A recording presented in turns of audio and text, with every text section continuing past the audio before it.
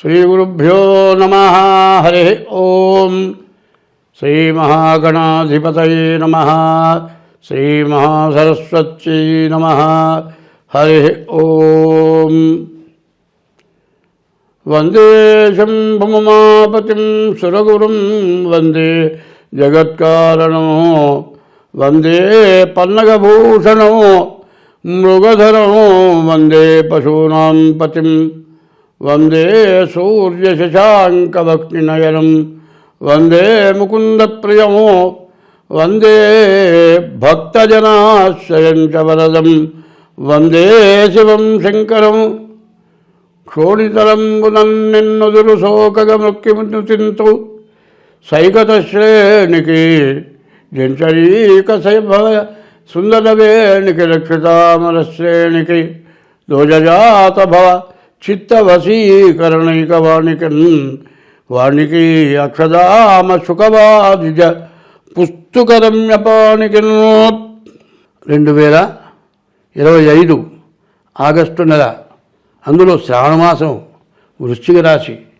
ఈ వృశ్చిక రాశి ఫలితాలు ఎట్లా ఉన్నా చూసుకుందాం. ఏ గ్రహాలు బాగాలేవు. వాళ్ళకి ఇప్పుడు మాత్రం ఏకాదశంలో కూర్చుంటున్నాడు. మరి 9ంట లక్ష్మీ స్థానంలో బుధుడు ఉన్నాడు. ఇది చాలా మంచి సమయం, చాలా బాగుండేటువంటి టైము. శుక్రుడు కూడా బాగున్నాడు.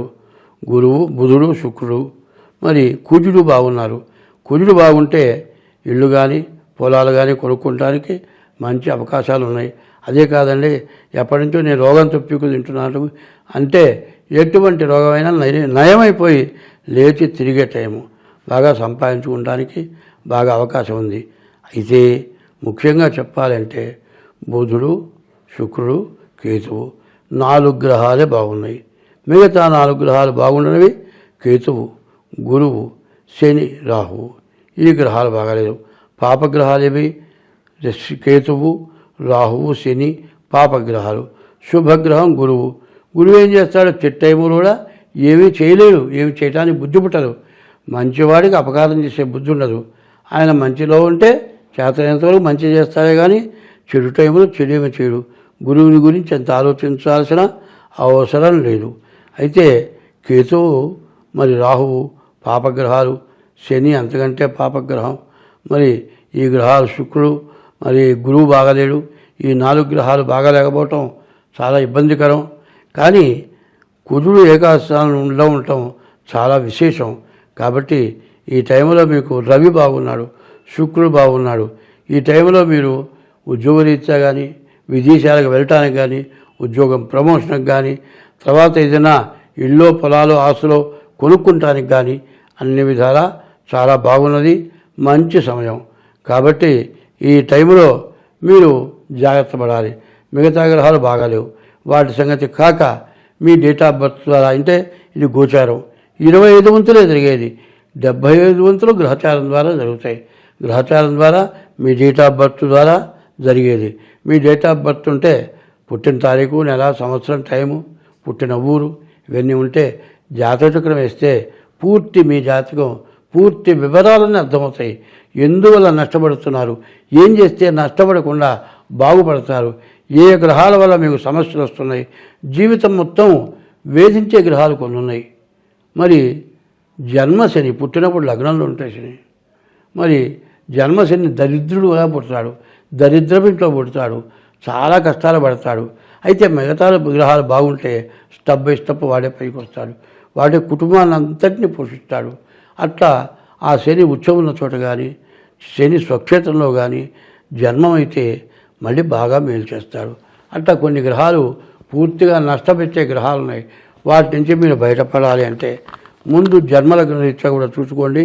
ఈ ఉన్న మంచికి తోడు అది కూడా కలిస్తే బాగుంటుంది. ఏమీ లేదండి, ఇప్పుడు 99 రూపాయలు ఉన్నాయండి. 99 రూపాయలు ఇచ్చి 100 కాగితం అంటే ఎవరన్నా ఇస్తాడా? 100 రూపాయలు ఇచ్చి 100 కాగితం అయ్యా అంటే ఇస్తాడు. అంటే 100కి 99కి 99 2 స్థానాలు, 100 అయితే 3 స్థానాలు. ఏమో ఇకేమైనా డబ్బులు అమ్ముతున్నానైంది, 99 ఇచ్చి 100 ఏమంటావేంది అంటాడు. 100కున్న విలువ 99కి లేదు. అట్లాగే నీకున్న పూర్ణ ఆయుర్దాయం అంటారు, మరి పరిపూర్ణ ఐశ్వర్యం అంటారు. ఈ పరిపూర్ణ ఐశ్వర్యం ఇక ఎవరికి కూడా రాదు, ఎంతోమందిలో కొంతమందికే వస్తుంది. పరిపూర్ణ ఐశ్వర్యం పొందాలంటే ముందు మీ డేట్ ఆఫ్ బర్త్ ద్వారా మీ జాతకం చూసుకోండి. అట్లా డేట్ ఆఫ్ బర్త్ లేదనుకోండి, మీరు మరి హస్త సాముద్రిక ద్వారా కూడా జాతకం చూడటం జరుగుతుంది. అట్లాగైనా సరే. అయితే శ్రావణ మాసం మీరు లక్ష్మీ పూజ, ఈశ్వరుడికి అభిషేకం తప్పనిసరిగా చేయించుకోండి.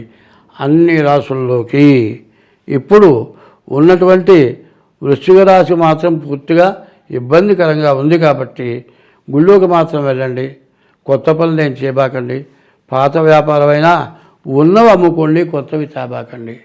ఎందుకంటే అయిపోయి నేను తొందరపడి తెచ్చావనుకో, నువ్వు తెచ్చిన మర్నాడే ఈ వృశ్చిక రాశికి బాగాలేదు కాబట్టి నువ్వు తెచ్చిన దాంట్లో సగం రేటు తగ్గిపోతుంది, ముందు సగం నష్టం వస్తుంది.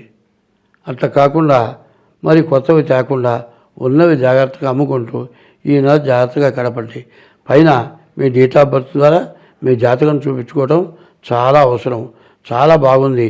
ఇల్లు కొనుక్కుంటానికి, పొలాలు కొనుక్కుంటానికి కాదండి, వాహనం కొనుక్కుంటానికి అన్నిటికీ కూడా చాలా మంచి టైము, బాగా ఉపయోగపడుతుంది. మీరు దీన్ని ఉపయోగించుకోవాలంటే డేట్ ఆఫ్ బర్త్ ద్వారా మీ జాతకం చూపించుకోండి, అన్ని విధాలా బాగుంటుంది. స్వస్తి. శ్రావణ మాసం జూలై నెల 25వ తారీఖుతో శ్రావణ మాసం ప్రారంభమవుతుంది. అయితే శ్రావణ శుద్ధ పూర్ణిమకు ముందుగా వచ్చే శుక్రవారం రోజున వరలక్ష్మి వ్రతం చేయాలనుంది. పౌర్ణమి రోజే ఈసారి శుక్రవారం కలిసి వచ్చింది. పౌర్ణమి శుక్రవారం రెండు కలిసి వచ్చాయి. ఇది చాలా విశేషం. ఈ శ్రావణ మాసంలో ప్రతిరోజు అమ్మవారిని పూజించడం ఎంత వరకైనా సరే, ఏదో గుట్లు అటువంటి సూతకాలు వస్తే తప్పితే మంచి వాళ్ళందరూ కూడా చేయటానికి అవకాశం ఉన్న వాళ్ళందరూ కూడా, ఎందుకంటే అవకాశం అంటే డబ్బులు కాదు, సూతకం ఉంటే చేయకూడదు. ఎంత డబ్బులతోనైనా అమ్మవారి పూజ చేయొచ్చు. శ్రావణ శుద్ధ పూర్ణిమ రోజు వరలక్ష్మి వ్రతం చేయాలి. కాదండి నాకు అంత శక్తి లేదంటే మరి ఊళ్ళోనే ఏదో గుళ్ళో సామూహికంగా చేస్తారు, అట్లాంటి చోటైనా వరలక్ష్మి వ్రతం చేసుకోవాలి. ఈ వరలక్ష్మి వ్రతం అయిన తర్వాత అమ్మవారి సూత్రం 9 పోగులతో ఒక తోరం అక్కడ పెడతారు. ఆ తోరం కుడి చేతికి కట్టుకునేప్పుడు మరి పద్మాసనే పద్మకరే సర్వలోకైక పూజితే నారాయణ ప్రియదేవి సుప్రీత భవసర్వదా అని ఆమెని ప్రార్థించి మరి ఈ సూత్రం 9 దారాలతో కూడిన సూత్రాన్ని చేతికి కట్టుకోవాలి. చేతికి ధరించి అమ్మవారి పూజ చేసుకోవాలి. ఇది శ్రావణ శుద్ధ పూర్ణిమ ముందు శుక్రవారం ఎప్పుడు వచ్చింది అంటే మరి ఆగస్టు నెల 8వ తారీఖు శ్రావణ శుద్ధ పూర్ణిమ. ఈ శ్రావణ శుద్ధ పూర్ణిమ రోజు మరి వరలక్ష్మి వ్రతం తప్పనిసరిగా చేసుకోవాలి. అదే కాదండి, అమ్మవారు ఇచ్చేది కూడా కాదు, ఐశ్వర్యం అంటే ఈశ్వరుడు ఇచ్చేది కూడా ఐశ్వర్యమే. కాబట్టి శ్రావణ మాసంలో ఈశ్వరుడికి ప్రతిరోజు కూడా మరి శ్రావణ మాసం ప్రారంభం నుంచి చివరి వరకు కూడా మరి ఈశ్వరుడికి అభిషేకం చేసుకోవటం, గుళ్ళో అభిషేకం చేసే టైంకి వెళ్ళటం, మారేడు జాలు తీసుకెళ్ళి దేవుడికి ఇవ్వండి.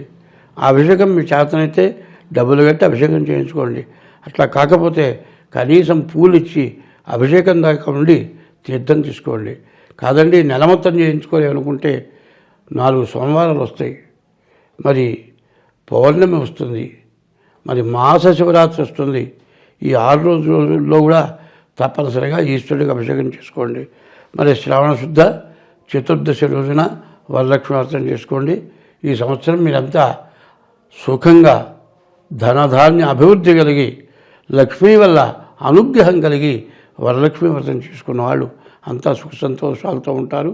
స్వస్తి.